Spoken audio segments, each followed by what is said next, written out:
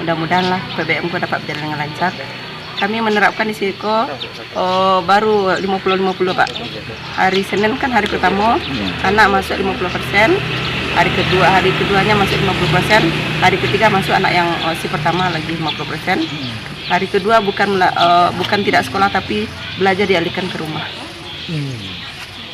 Jadi anak hari pertama menerima informasi pembinaan, menerima tugas-tugas, hari Selasa anak mengerjakan tugas di rumah Pak. Rangka monitor.